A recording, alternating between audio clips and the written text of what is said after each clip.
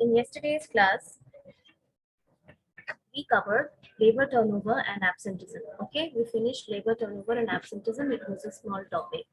Now today I'll start performance appraisal.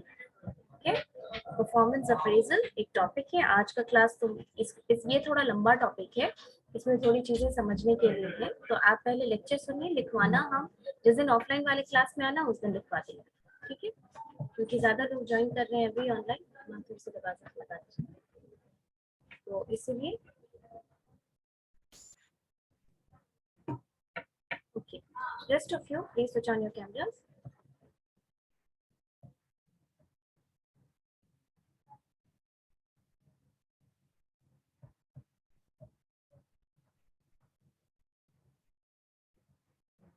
Camera on करो। आज का टॉपिक है परफॉर्मेंस अप्रेजल। ये अप्रेजल टॉपिक ना सिर्फ तुमको एचआर के पॉइंट ऑफ व्यू से इम्पोर्टेंट है, बट तुम किसी भी डिपार्टमेंट में काम करो कल को जाके अप्रेजल समझना बहुत जरूरी होता है, right? See, when you study HRM और वर्कशॉप, कुछ भी एचआर से रिलेटेड, ऐसा मत सोचिएगा कि आप सिर्फ एचआर लेंगे, आगे आपको एचआर परस्यू करना है तभी ये चीजें इंपॉर्टेंट है आपके लिए। क्योंकि आप किसी भी ऑर्गेनाइजेशन में जाएंगे, whichever organization you go, you will be the HR of that organization, right?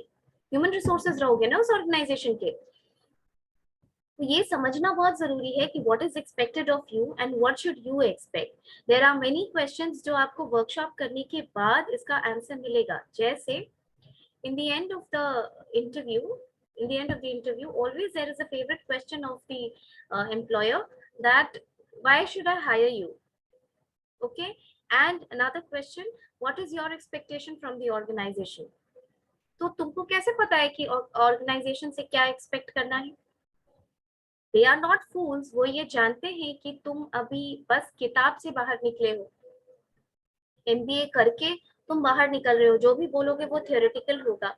इसीलिए ये सब वर्कशॉप वगैरह थोड़ा जरूरी होता है, क्योंकि when you are doing your syllabus, when you are studying HRM in your syllabus, you are sticking mostly around to the syllabus for course completion. But when you are sticking in this workshop kind of thing, I'll tell you something which is, you know, out of the context also, which will add to your information. Okay, performance appraisal. क्या होता है performance appraisal? आप लोगों ने ये ma'am अपने काम के अनुसार पैसा बढ़ाया जो जाता है, हम जैसे इवोल्यूशन करते हैं किसी कंपनी के साथ।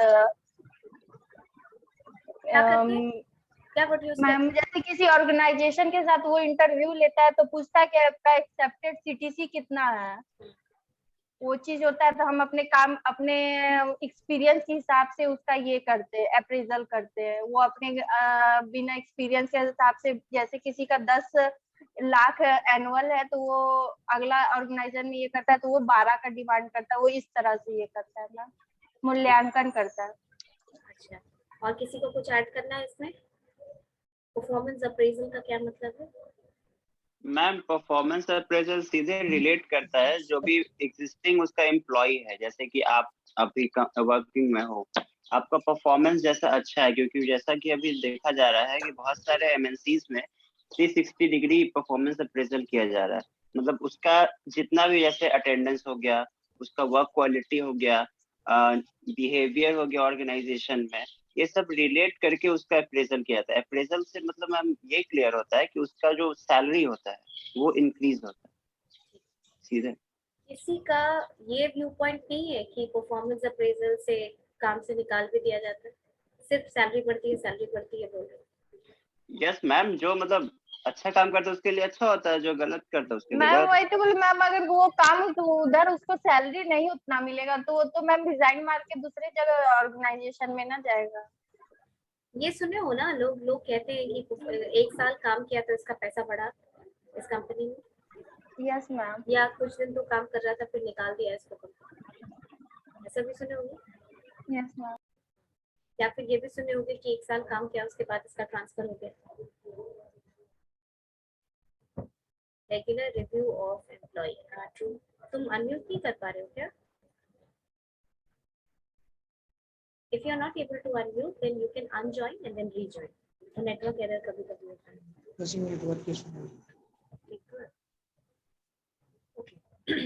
परफॉर्मेंस अप्रेजल का मतलब होता है systematic evaluation of the employees in the organisation. ठीक है. Performance appraisal is one of the HRD mechanisms. यानी एचआरडी का मतलब ह्यूमन रिसोर्स डेवलपमेंट. तुम लोग को बताए हम कि अब ह्यूमन रिसोर्स मैनेजमेंट जो है वो एम्प्लॉयज को एज अ रिसोर्स ट्रीट करती है. ठीक. पहले के जैसा टाइम नहीं है कि they will use human as a tool to accomplish the tasks and fulfill the objectives of the organization. Performance appraisal का मतलब क्या होता है? Performance appraisal का मतलब होता है कि आपका systematic evaluation, आपने क्या काम किया, कैसे काम किया एक साल में, उस बेसिस पे बहुत सारा फैक्टर्स डिसाइड होता है. आप सोच सकते हैं, आप बताइए, एक फैक्टर तुमने बताया कि सैलरी बढ़ती है मैम. परफॉर्मेंस अप्रेजल का मतलब समझ गए ना कि हम एक साल का तुम्हारा एक साल एक स्टैंडर्ड टाइम बता रहे हैं तुमको. बाकी मार्केटिंग, सेल्स, ये सब डिपार्टमेंट पे इस तरीके का जो नेचर ऑफ जॉब होता है जहाँ जो जनरली टारगेट बेस्ड होता है, उस नेचर ऑफ जॉब में अप्रेजल जल्दी भी होता है. जैसे 1 क्वार्टर 2 क्वार्टर का ऐसे सेल्स काउंट करते हैं ना, तो जो एम्प्लॉयज बेच पाए, जो एम्प्लॉयज ज्यादा बेहतर कर पाए इंश्योरेंस के टर्म्स में या कमोडिटीज के टर्म्स में, उनका अप्रेजल 1 साल से पहले भी होता है. इसीलिए एक साल जब हम कह रहे हैं तो it is just standard rule की, जस्ट अ जनरल थिंग कि 1 साल तुम काम करते हो तब अप्रेजल होता है. Shubham, you wanted to say something? Satyam?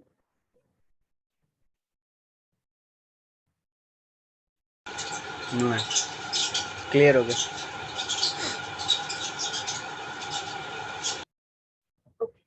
So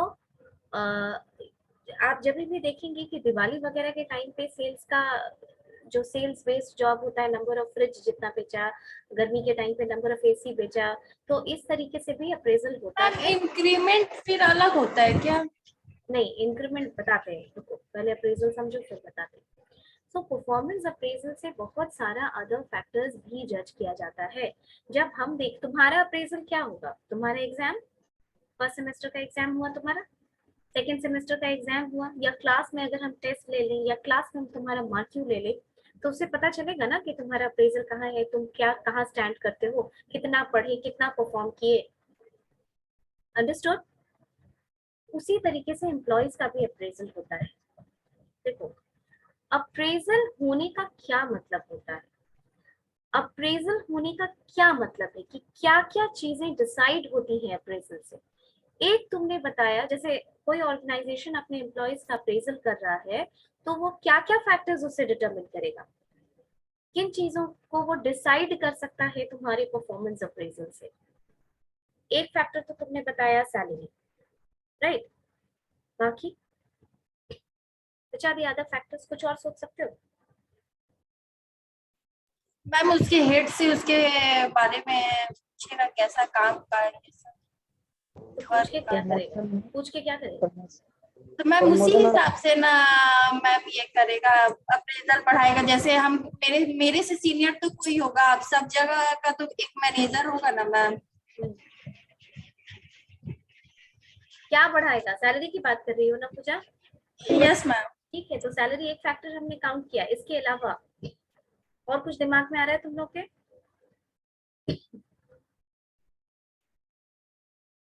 promotion ma'am. Very good, very good. Promotion और डिमोशन, बिट्टू ने लिखा है एग्जैक्टली. प्रमोशन और डिमोशन. उसके अलावा कन्फर्मेशन ऑफ एम्प्लॉइज, कल आपको आपके क्लास में बताए थे ना, प्रोबेशन नहीं, बीबीए थर्ड में. देखिए, प्रोबेशन जब आप नौकरी ज्वाइन करते हैं, जब आपका सिलेक्शन हो जाता है सारे प्रोसीजर्स के बाद, जब आप नौकरी ज्वाइन करते हैं तो stability. Ma'am feedback in what sense?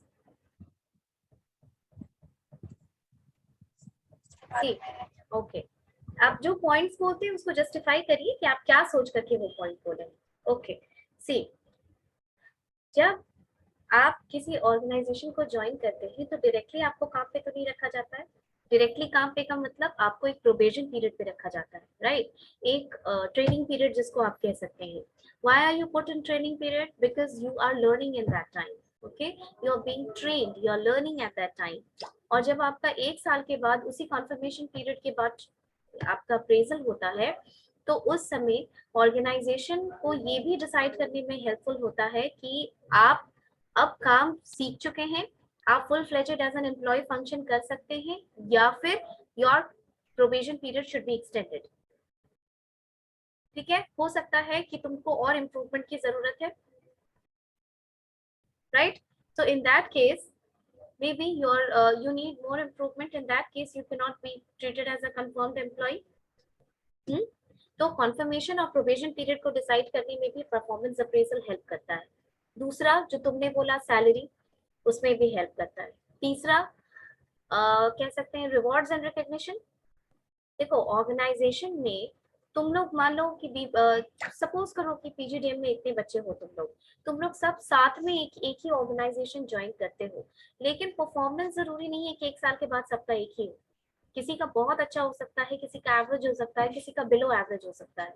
In that case the organisation will decide to give rewards and recognition to you. ठीक है, उसको डिसाइड करने में परफॉर्मेंस अप्रेजल हेल्प करता है। Why is reward and recognition important in the organization? It's a means of motivation, ताकि आपको ये फील हो कि आपका काम एक्नॉलेज किया जा रहा है। ज्यादा इनपुट देने के लिए, अगर आप ज्यादा इनपुट दे रहे हैं तो management is taking note of it. Okay, ये डिसाइड करने में परफॉर्मेंस अप्रेजल हेल्प करता है। इसके अलावा हाई परफॉर्मेंस इंडिविजुअल्स। देखो ऑर्गेनाइजेशन में कुछ लोग बहुत हाई परफॉर्मिंग होते हैं, उन हाई परफॉर्मिंग इंडिविजुअल्स को ऑर्गेनाइजेशन चाहती नहीं है कि वो छोड़ के जाए। अब अगर वो लोग क्योंकि ये बहुत वैल्यू क्रिएट करते हैं ऑर्गेनाइजेशन के लिए, they are the minds of the organisation.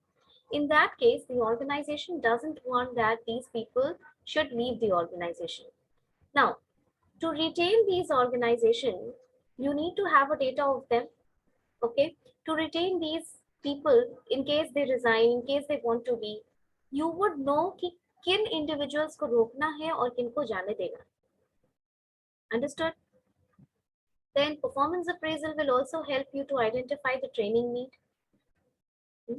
जब तुम लोग को हम ट्रेनिंग पढ़ा रहे थे, तो ट्रेनिंग पढ़ाते समय क्या बताए थे कि ट्रेनिंग का नीड 3 तरीके का होता है।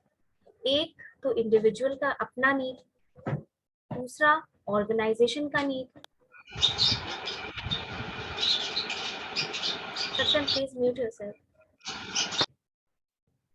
एक इंडिविजुअल का अपना नीड, दूसरा ऑर्गेनाइजेशन का नीड, और तीसरा टास्क नीड। जब आप इंडिविजुअल नीड की बात करते हैं तो इंडिविजुअल नीड का मतलब सिर्फ तुमको जरूरत है ट्रेनिंग की। यानी अगर हम तुम्हारा अप्रेजल करते हैं और हमको लगता है कि ये बंदा अपने काम पे ठीक से परफॉर्म इसलिए नहीं कर पा रहा है क्योंकि शायद इसकी ट्रेनिंग में कुछ कमी है, अगर हम इसको अलग से ट्रेनिंग इम्पार्ट करें तो हो सकता है this person will perform better. ठीक है, तो वैसे केस में ट्रेनिंग का नीड जो होता है वो इंडिविजुअल नीड बनती है। इंडिविजुअल नीड आइडेंटिफाई करने में भी परफॉर्मेंस अप्रेजल हेल्प करता है। इसके अलावा ट्रेनिंग का नीड आइडेंटिफाई करना, सैलरी डिसाइड करना, इंसेंटिव डिसाइड करना। जो पूजा ने बोला वो बार बार उसी चीज को पॉइंट कर रही थी, she was not able to put it properly in words. Incentive decide करना, इंसेंटिव डिसाइड करने का मतलब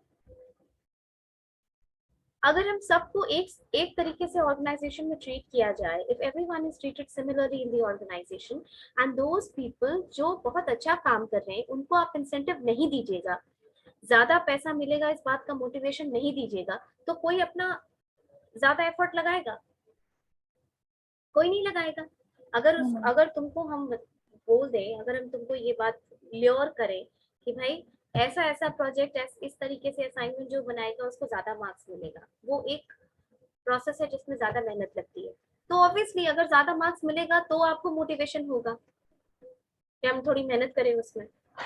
सो likewise organization also from time to time gives motivation in these conditions.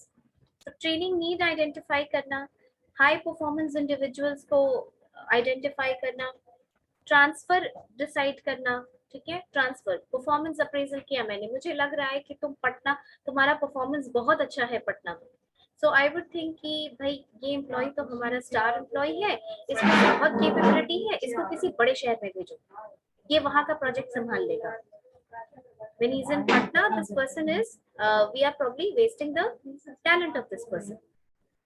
तुम मान लो कि पटना में किसी स्टोर के इंचार्ज हो और तुम बहुत अच्छा काम कर रहे हो, पटना के सारे स्टोर के इंचार्ज हो, जब तुम्हारा अप्रेजल हुआ हेडक्वार्टर गया तो उसको लगेगा कि भाई ये बंदा मेरे बहुत काम आ सकता है अगर हम इसको किसी हाई परफॉर्मेंस या किसी मेट्रो सिटी में भेज दें।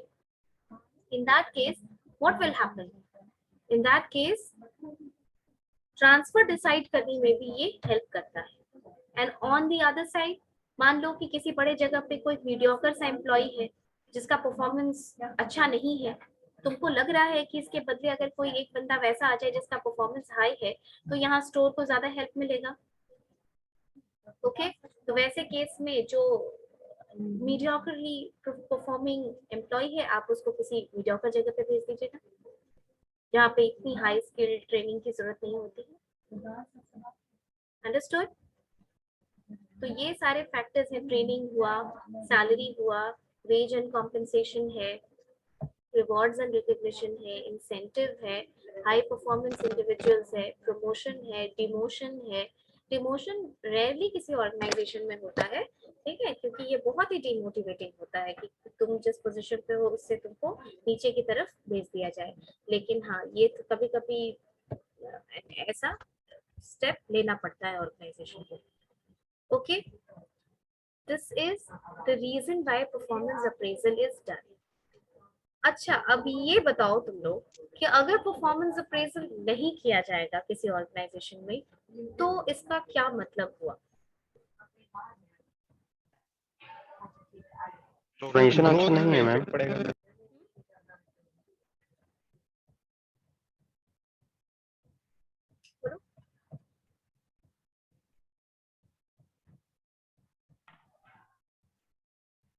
मैम ऑर्गेनाइजेशन अच्छा नहीं होगा तभी तो ठीक है, ये एक अच्छी बात है। अप्रेजल नहीं दे रहा है। चलो ठीक है, एक पॉइंट तुमने ये बोला, ऐसा भी होता है, ऐसा नहीं है कि ऐसा नहीं होता, ऐसा भी होता है, ठीक है, ऑर्गेनाइजेशन ठीक नहीं है। इसके अलावा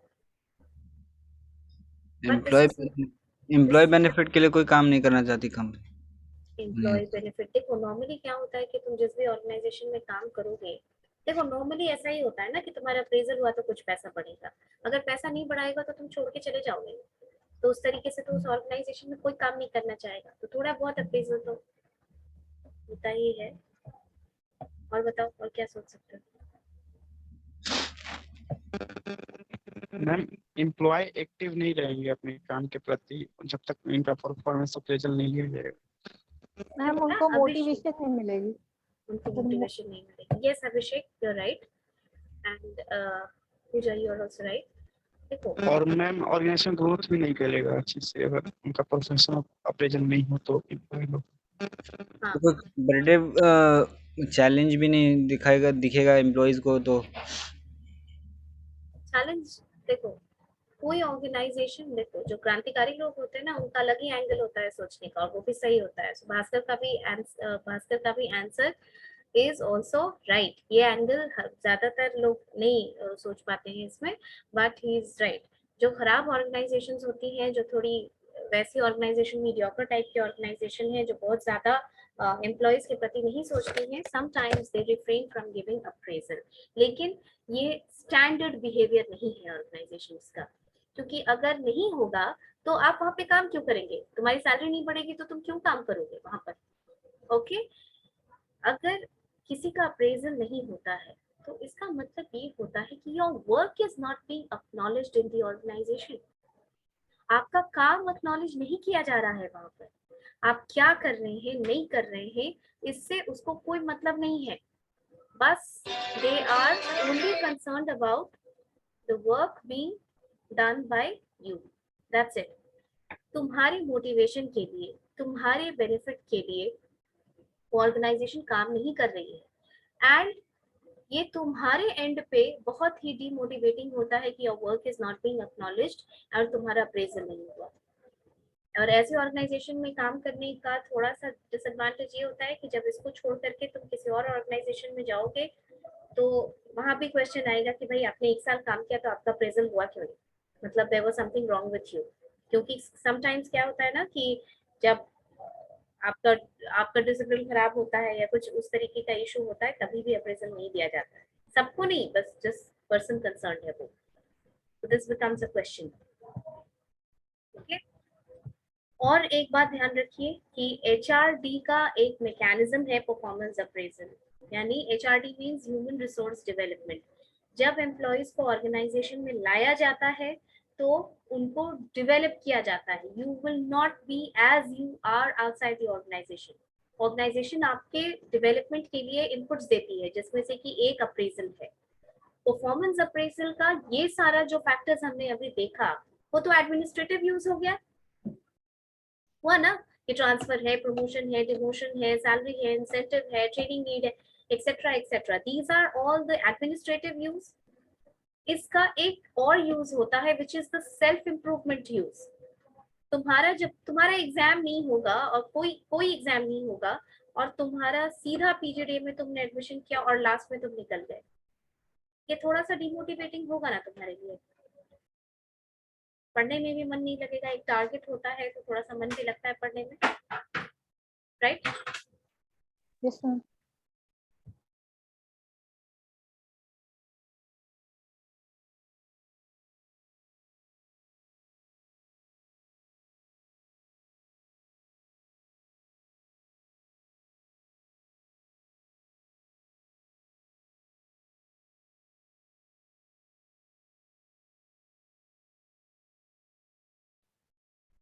Okay.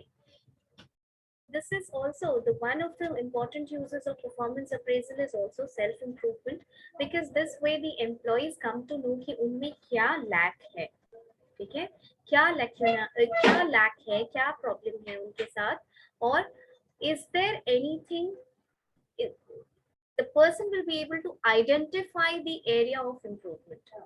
Performance appraisal development method है, ये कहने के बाद हम ये ऑटोमेटिकली कंसिडर करते हैं कि जो मैनेजर्स इसमें इन्वॉल्व होते हैं वो अगर परफॉर्मेंस अप्रेजल को इन अ गुड स्पिरिट ले कि एम्प्लॉयज के साथ वो आकर के डिस्कस करें कि तुम्हारे साथ ये प्रॉब्लम है, तुम्हारा ये ट्रेनिंग में थोड़ा सा लूपहोल है, तुम इसको कवर करो, या ये एरियाज है जहाँ पे you need to work on, तो ये एम्प्लॉय के डेवलपमेंट की तरफ, इम्प्रूवमेंट की तरफ लीड करता है। इसीलिए परफॉर्मेंस अप्रेजल को डेवलपमेंट मेथड ट्रीट किया जाता है। अंडरस्टूड? अब देखो, ठीक है, ये तो बात हुई कि परफॉर्मेंस अप्रेजल क्या होता है, परफॉर्मेंस अप्रेजल क्यों जरूरी है, परफॉर्मेंस अप्रेजल नहीं हुआ तो उसका क्या मतलब है। अब we will talk a little bit about the methods of performance appraisal. कुछ तो मेथड होगा करने का, कुछ भी काम करने का मेथड होता है। अगर हम लोग परफॉर्मेंस अप्रेजल को पढ़ें, उसके मेथड्स को, तुम जिस भी ऑर्गेनाइजेशन में जाओगे ना वहाँ कोई ना कोई मेथड होगा। हर ऑर्गेनाइजेशन अपने अपने यूज के हिसाब से, अपने अपने यूटिलिटी और स्कोप के हिसाब से एक ना एक मेथड से अप्रेजल करती है, ठीक है? तो बहुत सारा मेथड होता है, कोई एक ही मेथड नहीं है, उस या फिर एक दो मेथड को मिक्स करके भी करती है। तो वैसे केस में बोलो मास्टर, बताइएगा तो मैम, जैसे बोलो, बताई तो रहे, तुमको कुछ पूछना है? नो मैम, कोई मेथड पूछना था, आप बोला कि नहीं बता दूं। ओके, मेथड्स को हम अगर पढ़ेंगे तो उसको हम दो पार्ट्स में डिवाइड कर सकते हैं, एक ट्रेडिशनल मेथड और एक मॉडर्न मेथड। नाम से ही क्लियर हो रहा है तुम लोग को, जो ट्रेडिशनल मेथड है वो ओल्ड मेथड होगा, ठीक है? और मॉडर्न मेथड क्यों आया होगा? इम्प्रूवमेंट हम तब करते हैं किसी चीज में जब वो चीज केपेबल इनफ नहीं होती है कि वो मॉडर्न नीड्स को केटर कर सके, राइट? हम किसी चीज में एडिशन तब करते हैं ना जब वो प्रेजेंटली उस नीड को फुलफिल नहीं कर पा रही है। भाई अब हम इस मेथड से काम नहीं चला सकते। जितने ट्रेडिशनल मेथड्स हैं वो काफी सिंपल मेथड्स हैं जो ऑर्गेनाइजेशन यूज करती है, थी, आज भी छोटी छोटी ऑर्गेनाइजेशंस में वो मेथड्स यूज होता है। लेकिन जैसे जैसे बिजनेस का नेचर कॉम्प्लेक्स हुआ, जैसे जैसे the dynamism of business changed, accordingly the methods of appraisal also changed। क्योंकि पुराने मेथड से काम नहीं चल रहा था। ओके, पुराने मेथड से अगर एम्प्लॉइज को आप जज करेंगे तो that was not serving the very purpose of performance appraisal in the organisation. अगर ट्रेडिशनल मेथड्स की बात आप करते हैं तो ट्रेडिशनल मेथड में आएगा जैसे एसे मेथड, ठीक है, essay method, post comparison method, okay, ranking method, rating method. कल क्लास में आना, बता देंगे और अच्छे से रेटिंग मेथड। और प्लीज अब आप लोग क्लास में आइए, ऑनलाइन क्लास में बहुत सारी चीजों को समझाना मुश्किल होता है। जब तक कंपलसरी था जब तक कंपलसरी था कि भाई ऑनलाइन ही चल रहा है, तब तक ठीक है, काम चलाया, but I would request you to come back to class now. जैसे ऐसे method, post comparison method, ranking method, rating method और भी अदर मेथड्स हैं जो इसमें इन्वॉल्व हैं। ओके, मॉडर्न मेथड की बात करोगे तो मॉडर्न मेथड में आता है असेसमेंट सेंटर्स, जो कि आरबीआई यूज करती है, 360 degree appraisal, bars method. Bars क्या है? Behaviourally anchored rating scale, BARS, ठीक है। उसमें बताएंगे कि वो मेथड में क्या देखा जाता है। And MBO, management by objective. MBO का कॉन्सेप्ट किसने दिया था?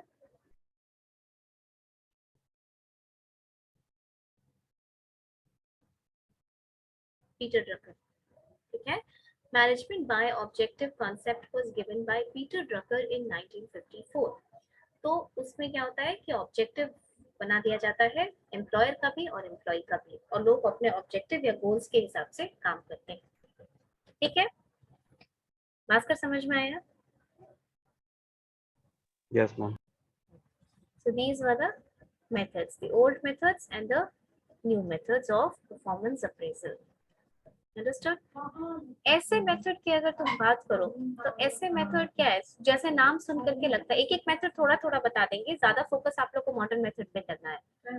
ओके, ऐसे मेथड का क्या मतलब होता है आदित्य? ऐसे मेथड का मतलब होता है, जो स्कूल में ऐसे लिखते थे ना, काउ पे ऐसे लिखो, तो उसमें क्या लिखते थे तुम लोग? गाय के बारे में जो आता है वो लिखते थे, तो बस तो ये गाय हमारी माता है। बस, ठीक है, 4 पैर होता है और ये वो पालतू जानवर है। उसी तरीके से ऐसे अप्रेजल किया जाता है। Essay appraisal is the simplest of all the appraisal methods, ठीक है, सबसे सिंपल मेथड होता है। और बहुत छोटी ऑर्गेनाइजेशन आज भी जहाँ पर है, वहाँ पे ऐसे अप्रेजल मेथड ही किया जा रहा है। छोटी छोटी ऑर्गेनाइजेशन आज भी है ना, 30, 40, 50 लोगों के साथ काम होता है, तो उसमें भी अप्रेजल मेथड में कई जगह पे ये आज भी यूज हो रहा है। नाउ ऐसे अप्रेजल मेथड में क्या किया जाता है कि एम्प्लॉय के बारे में लिखा जाता है कि एम्प्लॉय कैसा है, उसका बिहेवियर कैसा है, टाइम पे आता है कि नहीं, टाइम पे वो जाता है कि नहीं, अपना काम कब फिनिश करता है, क्या उसने कुछ अलग से काम किया है, एवरीथिंग रिलेटेड टू एम्प्लॉय, उसको तुम निबंध लिख दो, उसी को कहा जाता है essay appraisal method. I told you कि this is a very simple method and it is not used by many big organisations right अब नाउ।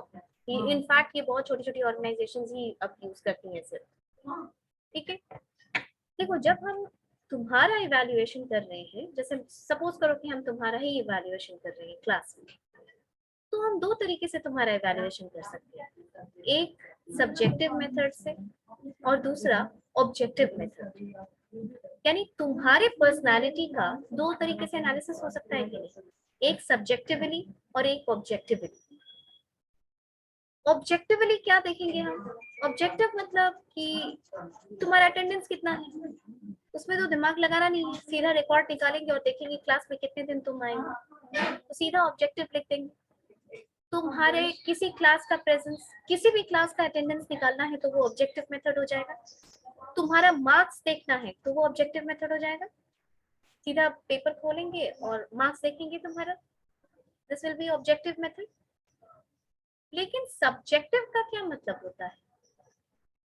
अब हमको तुम्हारा नेचर जज करना है, तुम्हारा इंटेलिजेंस जज करना है, तो क्या इसका कोई स्टैंडर्ड है? नहीं है ना, तो ये मुश्किल होता है। तुम्हारा टेम्परामेंट जज करना है, तुम्हारा एटीट्यूड जज करना है, तुम्हारा लेवल ऑफ मोटिवेशन जज करना है, ये डिफिकल्ट होता है। और ये जो सब्जेक्टिव चीजें होती हैं किसी भी एम्प्लॉय के साथ अटैच्ड, वो उसके अप्रेजल का बहुत इंपॉर्टेंट पार्ट होती है। जैसे तुम्हारा बिहेवियर, ये भी सब्जेक्टिव है। किन चीजों को हम अच्छा बिहेवियर मानते हैं, किन चीजों को हम खराब बिहेवियर मानते हैं। We can not just write everything, we can not write or we can not treat कि every behaviour of yours is critical to the organisation. तुम ऑर्गेनाइजेशन में जितना कुछ कर रहे हो, जितना जो भी बिहेवियर कर रहे हो, तुम्हारे बिहेवियर का हर एलिमेंट तो ऑर्गेनाइजेशन के लिए इंपॉर्टेंट नहीं है ना, नहीं है, लेकिन क्रिटिकल बिहेवियर तो है। तुम्हारा चेंज को एक्सेप्ट कर लेना या नहीं करना, किसी कॉलीग के साथ मारपीट कर लेना, अब मैनेजमेंट के साथ बदतमीजी कर लेना, काम नहीं खत्म करना, टेम्परामेंट इशू होना, एटीट्यूड प्रॉब्लम होना, ये तो बिहेवियर का, ये तो एलिमेंट तुम्हारे बिहेवियर का एक प्रॉब्लमेटिक पार्ट है। Similarly the subjective, what I am trying to say is कि सब्जेक्टिव और ऑब्जेक्टिव दोनों एलिमेंट तुम्हारे पर्सनालिटी का अप्रेजल में किया जाता है। और अगर हम ऐसे की बात करेंगे ना, तो ऐसे मेथड में जनरली आप ऑब्जेक्टिव चीजों को ध्यान देते हैं। Okay, now come to class tomorrow, I'll explain this in more details. Fine, just wait, I'll take your attendance. Ma'am Bhavana ma'am का क्लास में अभी होगा इसके बाद। Just a moment.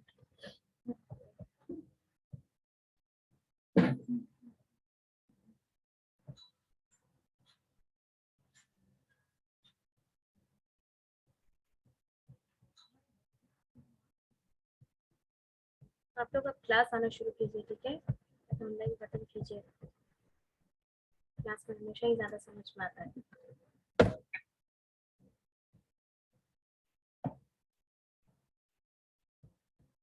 Roll number 1 present ma'am.